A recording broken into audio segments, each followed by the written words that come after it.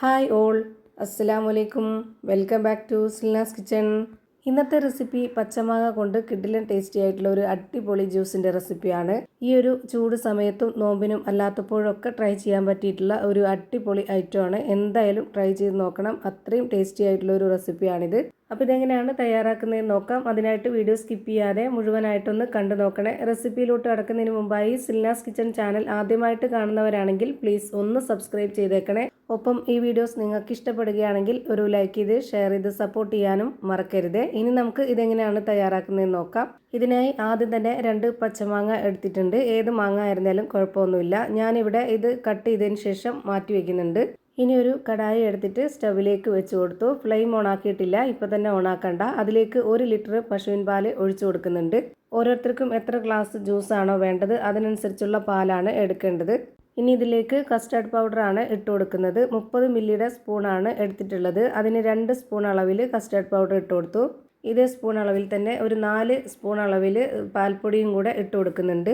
ഇനി ഇതിലേക്ക് നല്ലൊരു മണത്തിന് വേണ്ടിയിട്ട് വാനില എസൻസ് ഒഴിച്ചു കൊടുക്കുന്നുണ്ട്.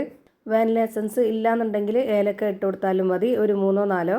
ഇതുപോലൊരു സ്പൂണിൽ 1/4 സ്പൂൺ അളവിലാണ് ഞാനിവിടെ ഈ ഒരു വാനില എസൻസ് ഒഴിച്ചു കൊടുത്തിട്ടുള്ളത്. ഇനി ഇതിലേക്ക് മധുരത്തിന് ആവശ്യമായിട്ടുള്ള പഞ്ചസാര ഇട്ട് കൊടുക്കാം. 1/2 കപ്പിന് 2 കപ്പ് പഞ്ചസാര ഇട്ട് കൊടുത്തിട്ടുണ്ട്. മധുരം ഓരോരുത്തരുടെ ഇഷ്ടത്തിനനുസരിച്ച് ഇട്ട് കൊടുക്കുക. എന്നാലും പച്ചമാങ്ങയും പുളിയൊക്കെ ഉള്ളതുകൊണ്ട് അത്യാവശ്യം നല്ല മധുരം ഇട്ട് കൊടുത്താലേ നമുക്ക് കറക്റ്റായിട്ട് കിട്ടുള്ളൂ. ഇനി ഇതിലേക്ക് മധുരത്തിന് ബാലൻസ് ചെയ്യാനായിട്ടുള്ള ഒരു നുള്ള് ഉപ്പും കൂടെ ഇട്ട് കൊടുത്തതിന് ശേഷം ഫ്ലെയിം ഓണാക്കി കൊടുത്തിട്ട് ഹൈ ഫ്ലെയിമിലിട്ട് തന്നെ ഇത് നല്ലപോലെ വിസ്ക് വെച്ചിട്ടൊന്ന് ഇളക്കി കൊടുത്തുകൊണ്ടിരിക്കുക. ഈ പാലൊന്ന് ചെറുതായിട്ട് ചൂടായിട്ട് വരുമ്പോൾ തന്നെ ആ ഒരു പാൽപ്പൊടിയും അതുപോലെ കസ്റ്റർഡ് പൗഡറൊക്കെ നന്നായിട്ട് ഇതിൽ അലിഞ്ഞ് ചേരും. അപ്പോൾ നമ്മൾ അതിൻ്റെ ഒപ്പം തന്നെ ഈ ഒരു വിസ്ക് വെച്ചിട്ടൊന്ന് നന്നായിട്ട് ഇളക്കി കൊടുത്താൽ മതി. അല്ലാന്നുണ്ടെങ്കിൽ അവിടെ ഇവിടെ കട്ടയായിട്ട് പോകും. ഇപ്പോൾ പാല് നല്ലപോലെ തിളച്ച് വന്നിട്ടുണ്ട്. ആ ഒരു സമയമാകുമ്പോൾ ഇനി ഫ്ലെയിം ഓഫ് ചെയ്ത് കൊടുക്കുക.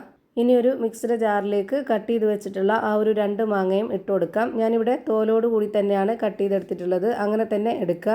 ഇനി നമ്മൾ കാച്ചി വെച്ചിട്ടുള്ള ആ ഒരു പാലിൽ നിന്ന് കുറച്ച് ഇതിലേക്ക് ഒഴിച്ചു കൊടുക്കുന്നുണ്ട്. ഇത് അരച്ചെടുക്കാൻ ആവശ്യത്തിനുള്ളത്. ഇനി ഇത് നല്ല പോലെ ഒന്ന് അരച്ചെടുക്കുന്നുണ്ട്. അരച്ചെടുത്തതിന് ശേഷം ഈ ഒരു നമ്മൾ കാച്ചി വെച്ച പാലിലേക്ക് തന്നെ തിരിച്ചിതിലേക്ക് ഒഴിച്ചു കൊടുക്കുക. ഈ ഒരു പച്ചമാങ്ങ തോലോട് കൂടി തന്നെ അരച്ചെടുക്കുമ്പോഴാണ് അതിൻ്റെ ആ ഒരു പുളി നമുക്ക് അത്ര വലിയ പുളിയായിട്ട് തോന്നത്തില്ല. അല്ലാന്നുണ്ടെങ്കിൽ ഭയങ്കര പുളിയായിട്ട് തോന്നും. അതുമല്ല, ആ ഒരു മാങ്ങയുടെ ഒരു ടേസ്റ്റ് കിട്ടണമെന്നുണ്ടെങ്കിൽ തോലും കൂടെ ഉൾപ്പെട്ടാലേ നമുക്ക് നല്ല ടേസ്റ്റായിട്ട് കിട്ടുള്ളൂ. അപ്പോഴാണ് ആ തോലിനൊക്കെ ഒരു പ്രത്യേക മണമുള്ളതുകൊണ്ട് നല്ല ടേസ്റ്റാണ്. ഞാനിപ്പോൾ ഇത് നന്നായിട്ട് അരിച്ചെടുത്തതിന് ശേഷം പിന്നെ അതൊരു വേറെ ബൗളിലേക്ക് ഒഴിച്ചു കൊടുത്തിട്ടുണ്ട്. ഇനി നമ്മൾ കുതിർത്ത് വെച്ചിരുന്ന ആ ഒരു കസ്കസ് മുഴുവനായിട്ടും ഇതിലേക്ക് ഒഴിച്ചു കൊടുക്കുന്നുണ്ട്. പിന്നെ ഓരോരുത്തർക്കും തണുപ്പിന് ആവശ്യമായിട്ടുള്ള ഐസ് ക്യൂബും കൂടെ ഇട്ട് കൊടുക്കുക.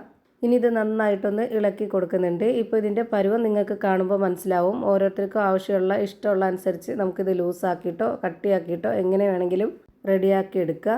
ഞാനിപ്പോൾ ഇതിലേക്ക് വേറെ വെള്ളമൊന്നും ഒഴിച്ചു കൊടുത്തിട്ടില്ല. ഇത്രയും തന്നെ നല്ല ടേസ്റ്റി ആയിട്ടുള്ള ഒരു അടിപൊളി ജ്യൂസാണ്. എന്തായാലും ഒന്ന് ട്രൈ ചെയ്ത് നോക്കുക പച്ചമാങ്ങ കിട്ടുന്ന സമയത്ത്.